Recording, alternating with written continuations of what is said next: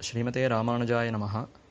நமஸ்தே ஹஸ்திசைலேஷ ஸ்ரீமன் அம்புஜலோச்சன சரணம் துவாம் பிரபன்னோஸ்மி பிரணதார்த்தி ஹராச்சுதா. பெருமாள் கோவில் திவதேசத்திலே ஸ்ரீ பேரருளாளப் பெருமானுடைய வையம் கண்ட வைகாசி பிரம்மோத்சவம் ரொம்ப சிறப்பாக நடைபெற்று கொண்டிருக்கிறது. இன்றைய தினம் 5ஆம் திருநாள். காலை எம்பெருமான் அற்புதமான நாச்சியார் திருக்கோலத்திலே சேவை சாதிக்கிறார். அழகான தங்க பல்லக்கிலே புருஷோத்தமனான வெம்பெருமான் நாரீனா முத்தமா வதூஹு என்று கொண்டாடப்படுகிற ஸ்ரீ பெருந்தேவி தாயார் நாச்சியாரைப் போலையே தம்மை அலங்கரித்து கொண்டு அற்புதமாக சேவை சாதிக்கிறார். அதோஸ்மி லோகே வேதேச்ச பிரதிதா புருஷோத்தமஹா என்று கண்ணனம்பெருமான் கீதையிலே தெரிவிக்கிறான். அனைத்து புருஷர்களைக் காட்டிலும் உத்தமன் அவ்வெம்பெருமான். ஆழ்வாரும் ஆணல்லன் பெண்ணல்லன் அல்லா அலியும் அல்லன் என்று தெரிவிக்கிறார். ஆணல்ல பெண்ணல்ல என்று கூறும் பொழுது அல்லன் அல்லன் என்று அந்த அன் விகுதியை சேர்த்து எம்பெருமான் புருஷோத்தமன். நாம் இந்த உலகத்தில் பார்க்கின்ற ஆண்களைப் போலே அந்த எம்பெருமானுடைய அந்த ஆண்மைங்கிறது அப்படி கிடையாது. எம்பெருமானுடைய அந்த புருஷத்துவம் பும்ஸ்துவம் என்பது மிகவும் உயர்ந்தது.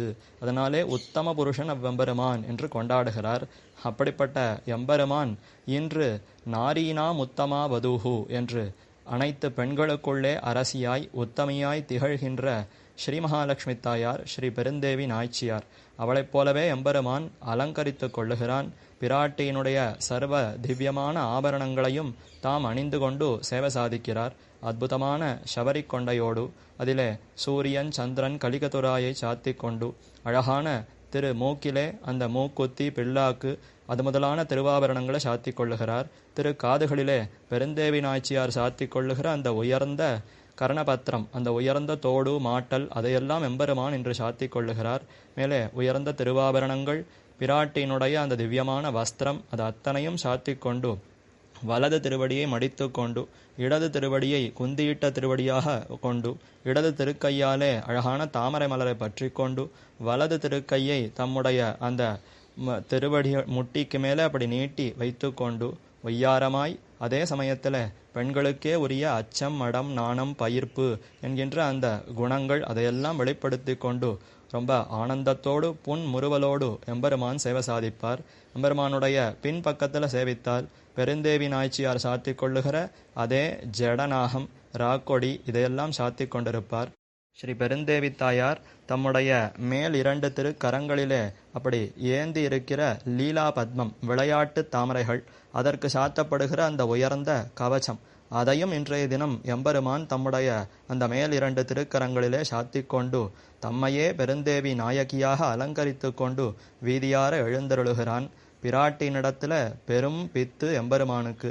அதை வெளிப்படுத்தவே வருஷத்துக்கு ஒரு முறை இன்றைய தினம் பெருந்தேவி தாயாராகவே அந்த பேரருளாளப் பெருமாள் சேவை சாதிக்கிறார். வரத வல்லபா என்று பெருந்தேவி தாயாருக்கு திருநாமம். ஸ்ரீ வரதராஜ பெருமானுடைய அத்தனை அன்பையும் பெற்றிருப்பவள் ஸ்ரீ பெருந்தேவி நாய்ச்சியார். ஆகாரத்ரய சம்பன்னாம் அரவிந்த நிவாசினீம் அசேஷ ஜெகதீஷித்ரீம் வந்தே ஸ்ரீ வரதவல்லபாம் என்று ஆச்சாரியர்கள் கொண்டாடுகிறார்கள்.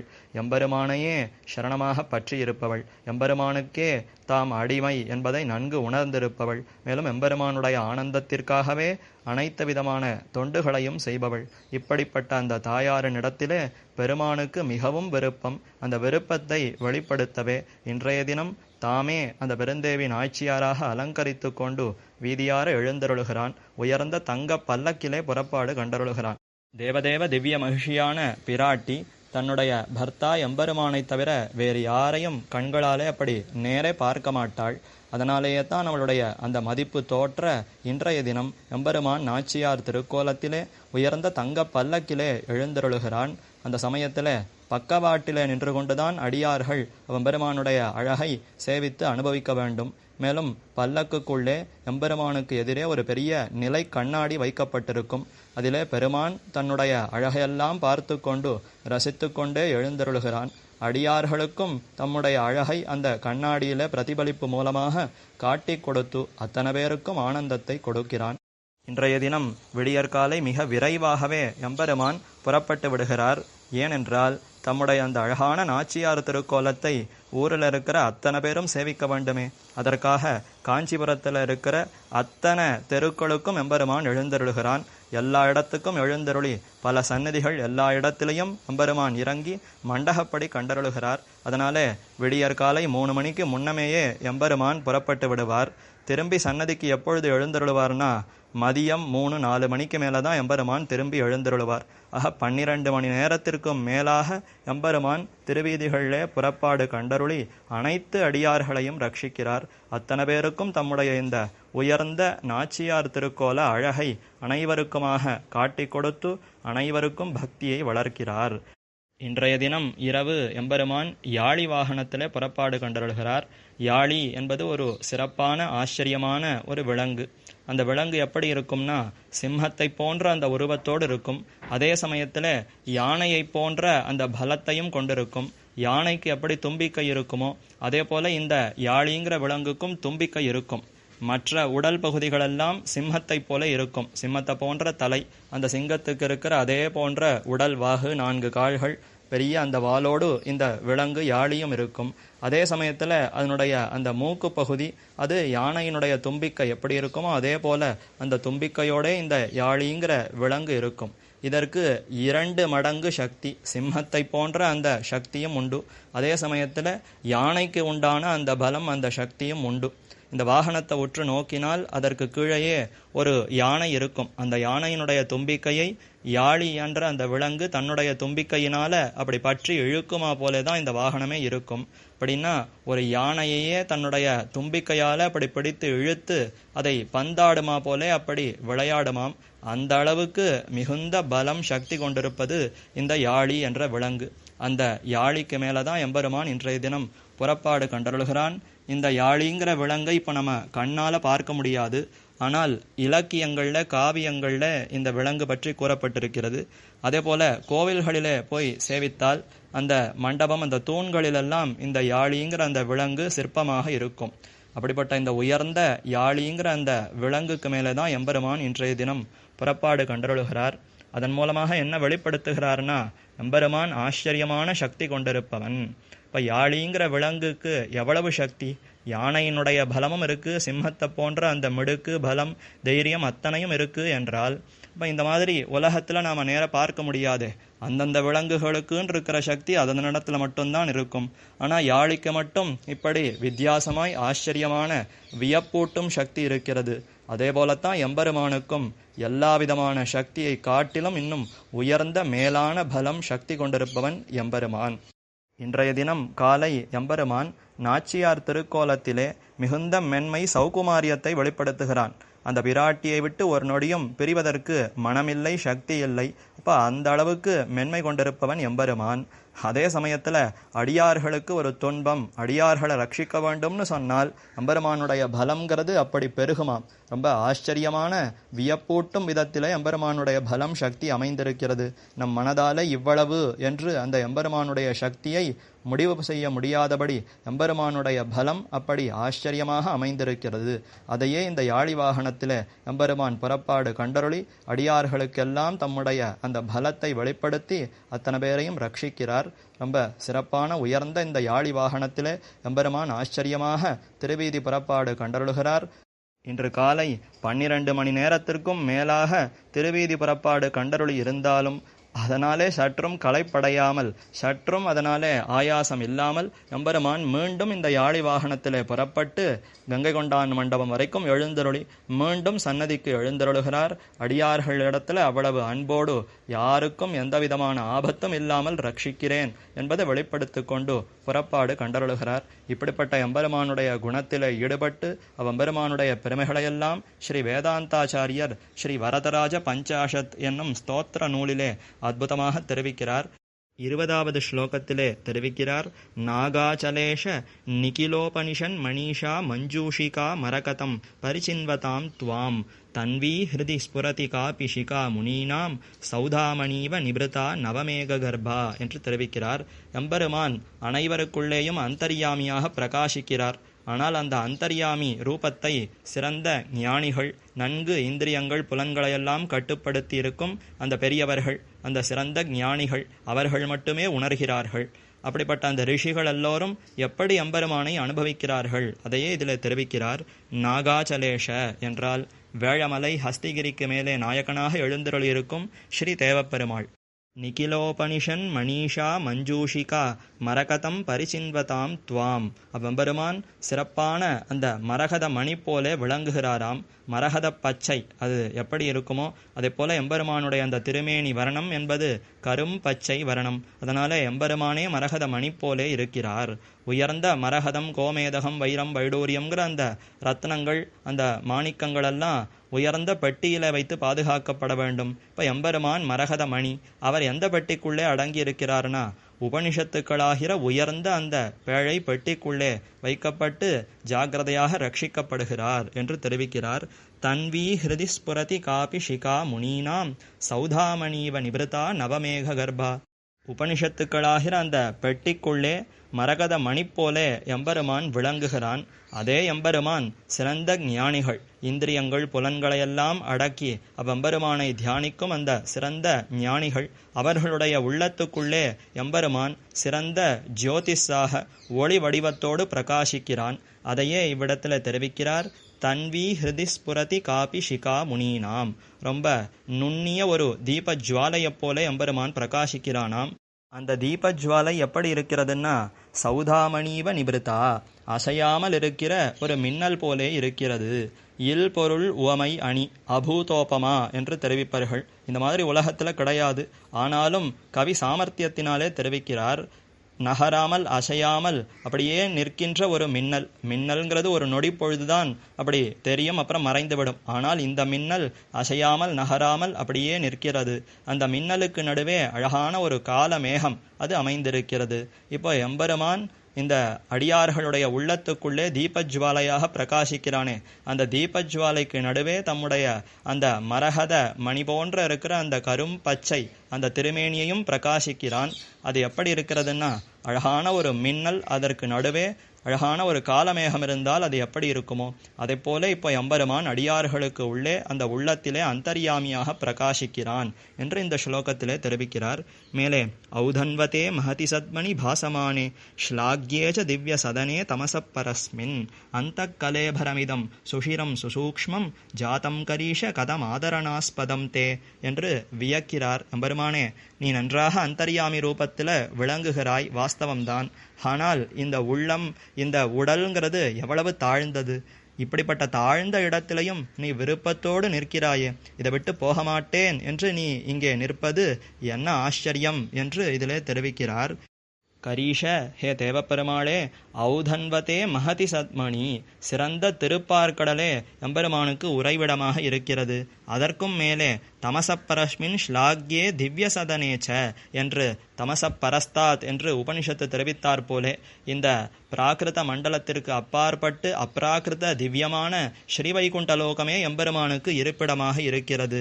ஆனால் இப்படிப்பட்ட அந்த உயர்ந்த இருப்பிடங்கள் இருக்கும் பொழுது அந்த கலேபரம் சுசூக்ஷ்மம் இதம் சுஷிரம் தே கதம் ஆதரணாஸ்பதம் ஜாதம். எம்பெருமானே, உமக்கு இந்த தாழ்ந்த உள்ளம்ங்கிறது எப்படி இருப்பிடமாக ஆயிற்று என்றே புரியவில்லையே. நீ ரொம்ப விருப்பத்தோடு இந்த உள்ளத்துக்குள்ளே வீற்றிருக்கிறாய். இது என்ன ஆச்சரியம். இவ்வளவு பெரிய அந்த இருப்பிடங்களெல்லாம் எம்பெருமானுக்கு அமைந்திருக்க எம்பெருமான் தாழ்ந்த இந்த உடலை தமக்கு இருப்பிடமாக கொள்ளுகிறான். அழுக்குடம்பு என்று ஆழ்வார் தெரிவிக்கிறார். அப்போ மிகவும் தாழ்ந்த இந்த மனித உடல், இந்த ஜீவராசிகளுடைய உடல், அதற்கு மேலே மிகவும் ரொம்ப நுண்ணிய வடிவம் கொண்டிருப்பது, சிறிய இடம் கொண்டிருப்பது ஹிருதயம். அந்த ஹிருதயத்துக்குள்ளேயும் ரொம்ப சிறிய துவாரம், அதற்குள்ளே எம்பெருமான் சேவை சாதிக்கிறார். அங்கே தம்முடைய இருப்பிடமாக கொண்டு வசிக்கிறார்னு சொன்னால் அப்போ எம்பெருமானுக்குத்தான் எவ்வளவு அன்பு. அன்பன் தன்னை அடைந்தவர்கெல்லாம் அன்பன் என்று எப்பொழுதும் இந்த ஜீவராசிகளிடத்திலே அன்பை கொண்டு இவர்களை விட்டு நீங்க மாட்டேன் என்று அடியார்களுடைய அந்த உள்ளத்துக்குள்ளே எம்பெருமான் உரைகிறான் என்று அந்த விஷயத்தையே இதிலே தெரிவிக்கிறார். அடுத்து 22வது ஸ்லோகம். பாலாகிருதேர் வடபலாஷமிதஸ்ய யஸ்ய பிரம்மாண்ட மண்டலமபூத் உதரைகதேஷே தஸ்யைவ தத்வரத ஹந்த கதம் பிரபூதம் வாராக மாஸ்திதவதோ வபுரத்புதம் தே. ஸ்ரீ தேவப்பெருமாள் அன்றொரு நாள் வராக அவதாரம் எடுத்து இந்த பூமியை ரட்சித்தார். அதே எம்பெருமான் பிரளய காலத்திலே அனைத்து உலகங்களையும் தம்முடைய வயிற்றிலே வைத்து ரட்சிக்கிறார். அதைத்தான் தெரிவிக்கிறார். பாலாகிருத்தேர் வடபலாஷம் இதஸ்ய யஸ்ய பிரம்மாண்ட மண்டலமபூத் உதரைகதேஷே. ஆழ்வார் தெரிவிக்கும் பொழுது ஆலமா மரத்தின் இளமேல் ஒரு பாலகனாய் ஞாலமேழும் உண்டான் என்று தெரிவிக்கிறாரே. சிறிய அந்த ஆளிலையிலே சிறிய குழந்தையாக எம்பெருமான் சயனித்து கொண்டு தம்முடைய அந்த சிறிய வயிற்றுக்குள்ளே இத்தனை அண்டம் அத்தனை உலகங்களையும் தம்முடைய அந்த வயிற்றுக்குள்ளே அடக்கி வைத்தான். அந்த வயிற்றுக்குள்ளே ரொம்ப இடம் போராதபடி இந்த உலகங்கள் எல்லாம் சிரமப்பட்டதா என்றால் அந்த வயிற்றுக்குள்ளே ஒரு மூலையிலே அத்தனை அண்டம் அந்த உலகங்களெல்லாம் அடங்கி விட்டனவாம்.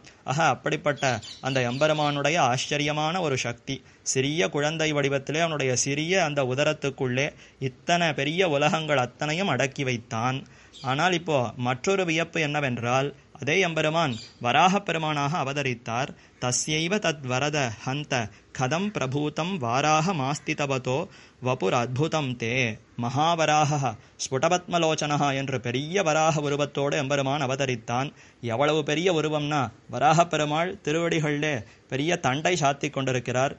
அந்த தண்டை எவ்வளவு பெரிதாக இருக்கும்னா சிலம்பினிடை சிறுபரல் போல் பெரிய மேரு கணகணப்ப திருவாகாரம் குலுங்க நிலமடந்தைதன இடந்து புல்கி கோட்டிடை வைத்தருளிய எங்கோமான் என்று ஆழ்வார் தெரிவிக்கிறார்.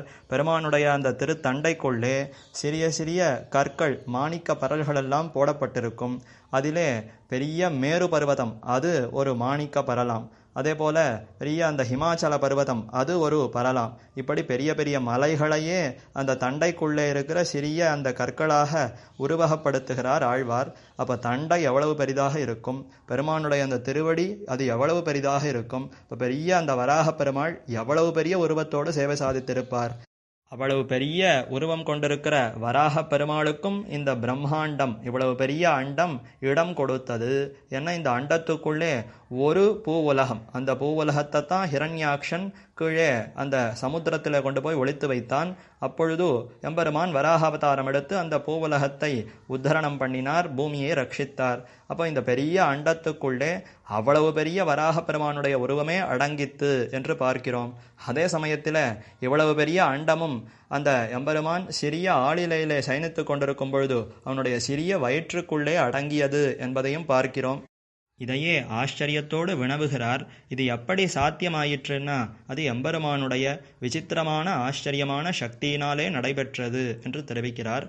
மேலே அடுத்த ஸ்லோகம் பக்தஸ்ய தானவசிஷோஹோ பரிபாலனாய பத்ராம் நிருசிம்ம குஹனாம் அதிஜக்முஷஸ்தே ஸ்தம்பைகவர்ஜ மதுனாபி கரீஷ நூனம் திரைலோக்கியமேததகிலம் நரசிம்ம கர்ப்பம் என்று தெரிவிக்கிறார். அன்றொரு நாள் கரீஷனான ஸ்ரீ தேவப்பெருமாள் கரிகிரிக்கு மேலே சேவை சாதிக்கும் அவ்வெம்பெருமானே நரசிம்மனாக அவதரித்தான். பக்தஸ்ய தானவசிஷோஹோ பரிபாலனாய அற்புதமான அந்த சிறுவன் பாலகன் பிரஹ்லாதன் அந்த சிறு குழந்தையை ரட்சிப்பதற்காக அவனுடைய பக்தியை மெச்சி அவன் கை காட்டின அந்த இடத்திலே அந்த தூணிலேயே எம்பெருமான் வெளிப்பட்டான். பத்ராம் நிருசிம்ம குஹனாம் அதிஜக்முஷஸ்தே. நிருசிம்ஹன் நரத்துவம் சிம்ஹத்துவம் மனிதத்தன்மை சிங்கத்தன்மை இரண்டையும் கலந்து அற்புதமான அந்த நரசிம்ம வடிவத்தோடு எம்பெருமான் தோன்றினான். ஸ்தம்பைகவர்ஜ மதுனாபி கரீஷ நூனம். எம்பெருமான் அன்று அந்த ஒரு தூணிலே வெளிப்பட்டான். ஆனால் அதை தவிர இன்னும் பல பொருள்கள் இந்த உலகத்திலே இருக்கின்றனவே. இப்போ எல்லா பொருள்களுக்குள்ளேயும் எம்பெருமான் இன்னும் காத்து கொண்டிருக்கிறானா. எந்த பிரஹ்லாதன் எங்கு வந்து கை காட்டுவானோ, எந்த பக்தன் எந்த சிறுவன் எவ்விடத்தில் கை காட்டினாலும் அங்கு தோன்ற வேண்டும் என்பதற்காக இப்போ எம்பெருமான் எல்லா இடத்திலையும் திரைலோக்கியம் ஏதது அகிலம் நரசிம்ம கர்ப்பம். இந்த உலகத்தில் எல்லா பொருள்களும் இப்போ நரசிம்மனை அந்த எம்பெருமானை கர்ப்பமாக கொண்டிருக்கிறது. ஏன்னா சிறந்த பக்தன் கை காட்டினால் அந்த இடத்திலேயே அவ்வெம்பெருமான் தோன்ற வேண்டும், தோன்றி ரட்சிக்க வேண்டுமே. அதற்காக எல்லா பொருள்களுக்குள்ளேயும் எம்பெருமான் நீக்கமர நரசிம்மனாக சேவை சாதிக்கிறான் என்று தெரிவிக்கிறார். அடுத்து 24வது ஸ்லோகம் கிராமன் ஜகத் கபட வாமனதாம் உபேதः திரேதா கரீஷ சபவான் நிததே பதானி அத்யாபி ஜந்தவ இமே விமலேன யஸ்ய பாதோதகேன விதுருதேன சிவா பவந்தி. அன்றொரு நாள் ஸ்ரீ தேவப்பெருமாளே வாமனனாக அவதரித்தார். சிறிய திருமேனியோடு அத்தனை பேருடைய உள்ளத்தையும் கொள்ளை கொள்ளுமா போலே அற்புதமான அந்த அழகோடு பெருமான் சேவை சாதித்தான். கிராமன் ஜகத் கபட வாமனதாம் உபேதः. கள்ள வாமனனாய் இந்த உலகங்களையும் அளந்து கொண்டு அனைத்து உலகங்களையும் தம்முடைய திருவடியாலே தீண்ட வேண்டும் என்கிற அந்த பெரு விருப்பம் அன்போடு ஆசையோடு எம்பெருமான் வாமனனாக அவதரித்து திரேதா கரீஷ சபவான் நிததே பதானி மகாபலி சக்கரவர்த்தியினிடத்திலே தன்னுடைய சிறிய அந்த திருவடிகளாலே 3 அடி மண் வேண்டும் என்று யாச்சித்து பெற்று மகாபலி தாரை வார்த்து கொடுத்த பிற்பாடு திருவிக்கிரமனாக வளர்ந்தான். 3 அடிகளாலே அனைத்து உலகங்களையும் தாவி அளந்தான். அத்தனை ஜீவராசிகளையும் அன்போடு தீண்டினான். அப்படி எம்பெருமான் இந்த பெரிய உலகத்தை அளந்த அந்த சமயத்திலே எம்பெருமானுடைய திருவடிகள் வளர்ந்து சென்று நேரே பிரம்மலோகம் வரைக்கும் சென்று விட்டது. பிரம்மா அந்த திருவடிகளை வரவேற்று உபசரித்து தீர்த்தத்தை சமர்ப்பிக்கிறார். அந்த திருவடிகளை அற்புதமாக திருமஞ்சனம் செய்து வணங்கி வழிபட்டார். அந்த தீர்த்தமே கங்கையாக பெருகி ஓடித்து. அந்த தீர்த்தத்தை சிவபெருமான் ருத்ரன் தன்னுடைய தலையிலே தாங்கினார். அப்படி அந்த தீர்த்தத்தை தாங்கின பிற்பாடுதான் அவர் சிவன் என்று அழைக்கப்பட்டாராம். ஏன்னா சிவங்கிற அந்த சொல்லுக்கு மங்களம், மங்களத்தன்மை பொருந்தியவன் என்று பொருள். இப்போ எம்பெருமானுடைய அந்த திருவடி தீர்த்தம் அதை தம்முடைய தலையாலே தாங்கின பிற்பாடுதான் அவருக்கு அந்த புனிதத்தன்மை ஏற்பட்டு அவர் சிவன் என்ற அந்த பெயரையே பெற்றார். அதையே தெரிவிக்கிறார். அத்தியாபி ஜந்தவ இமே விமலேன யஸ்ய பாதோதகேன விதிருத்தேன சிவா பவந்தி. அன்றொரு நாள் அந்த ருத்ரனானவர் அந்த எம்பெருமானுடைய திருவடிகள் பட்ட அந்த தீர்த்தத்தினாலே புனிதமானார், சிவன் என்ற பெயரை பெற்றார். இப்பொழுது அதே தீர்த்தம் கங்கையாக இந்த பூவுலகத்திலேயும் ஓடிக்கொண்டிருக்கிறது. அந்த கங்கையிலே பல ஜீவராசிகளும் போய் தீர்த்தமாடுகிறார்கள். கங்கையிலே தீர்த்தமாடுவதனாலே அனைவருக்குமே புனிதத்தன்மை ஏற்பட்டு இப்போ அனைவருக்குமே சிவன் என்ற அந்த பெயர் பொருத்தமாக இருக்கிறது. அதனால உலகத்தில் ஒருத்தரை மட்டும் சிவன் என்று கூற வேண்டாமாம். இத்தனை ஜீவராசிகளும் யாரெல்லாம் அந்த கங்கையில் தீர்த்தமாடுகிறார்களோ அத்தனை பேருக்குமே சிவன் என்ற அந்த பெயர் பொருத்தமாக இருக்கிறது என்று தெரிவிக்கிறார். அடுத்து 25வது ஸ்லோகம். ஏனாச்சல பிரகிருதினா ரிபு சம்ஷயார்த்தி வாராம் நிதிம் வரத பூர்வம் அலங்கயஸ்துவம் தம் வீக்ஷ்ய சேது மதுனாபி ஷரீரவந்தஹ சர்வே ஷடூர்மி பகுலம் ஜலதிம் தரந்தி என்று தெரிவிக்கிறார். ஸ்ரீ தேவப்பெருமாள் அன்று ஒரு நாள் சக்கரவர்த்தி திருமகனாக அவதரித்தார். அந்த சமயத்திலே பலரும் அந்த எம்பெருமானை கண்டு ஆசிரயித்து உஜ்ஜீவனத்தையே பெற்றனர். ஆனால் ராவணன் முதலான அந்த அரக்கர்கள் எல்லோரும் எம்பெருமானை எதிரிட்டு அழிந்தே போயினர். அந்த ராவணன் முதலான அரக்கர்களை அழிப்பதற்காக எம்பெருமான் பெரிய சமுத்திரத்திலே பெரிய சேதுபாலத்தை கட்டினான். அதையே தெரிவிக்கிறார். ஏன அச்சல பிரகிருதினா ரிபு சம்ஷயார்த்தி.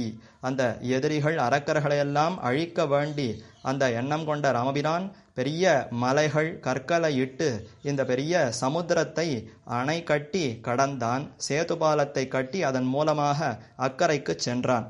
ஸ்ரீ ராமபிரான் கட்டிய அந்த சேத்துவிற்கு 2 பயன்களாம். ஒன்று அந்த எம்பெருமானுக்கு நேரே ஏற்பட்ட பயன். அவர் இக்கரையிலிருந்து அக்கறைக்கு சென்றார், பெரிய சமுத்திரத்தை தாண்டினார். இது அவருக்கு ஏற்பட்ட பயன். இது சாதாரண பயன். ஆனால் அதை விட உயர்ந்த பயன் என்னன்னா தம்பீக்ஷ்ய சேது மதுனாபி ஷரீரவந்தஹ சர்வே ஷடூர்மி பகுலம் ஜலதிம் தரந்தி. சம்சாரமாகிற இந்த பெரிய சாகரத்தையே தாண்டுவதற்கு அந்த சேது பாலம் அணையாக இருக்கிறது. வெறுமை இங்கிருந்து லங்கைக்கு செல்லுவதற்கு அது பாலம் அல்லவா. ராமபிரான் இப்படி பெரிய அணையை கட்டினார் என்று இந்த சரித்திரத்தை கேட்டு யாரெல்லாம் பக்தியோடு அந்த ராமபிரானை பற்றுகிறார்களோ அவர்கள் அத்தனை பேருக்கும் என்ன ஏற்படுகிறதுன்னா இந்த சம்சாரமாகிற சாகரத்திலிருந்தே ராமபிரான் அக்கறைக்கு நம்மை அழைத்து செல்லுகிறார். பாலமாக இருந்து கொண்டு நம்மை வழி நடத்துகிறார். அதையே தெரிவிக்கிறார்.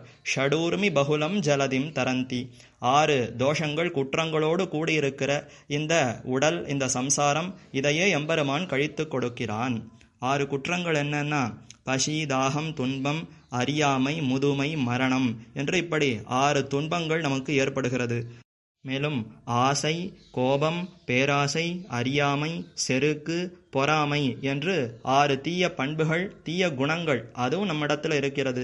இப்படிப்பட்ட இந்த ஷடூர்மிகள் 6 குற்றங்கள், 6 தோஷங்களோடு கூடியிருக்கிற இந்த உடல், இந்த சம்சாரம், இப்படிப்பட்ட இந்த பெரிய சாகரத்தையே எம்பெருமான் கடக்க வைக்கிறான்.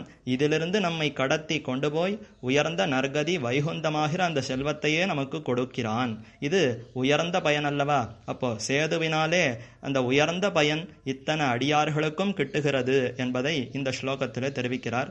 ஆக ஸ்ரீ தேவப்பெருமாள் இதற்கு முன்பு பல அவதாரங்களை எடுத்து இந்த பூவுலகத்தை நன்கு ரட்சித்திருக்கிறார். தம்முடைய அத்தனை திருவிளையாடல்களும் இந்த பூவுலகத்தினுடைய நன்மைக்காகவே எம்பெருமான் புரிந்திருக்கிறார் என்பதை ஸ்ரீ வேதாந்தாச்சாரியர் அற்புதமாக விளக்குகிறார். அப்படிப்பட்ட ஸ்ரீ பேருள்ளாள பெருமாளுக்கு பல்லாண்டு பாடி எல்லா விதமான கைங்கரியங்களையும் செய்வோம். ஆழ்வார் திருவடிகளே சரணம், எம்பெருமானார் திருவடிகளே சரணம், ஜீயர் திருவடிகளே சரணம்.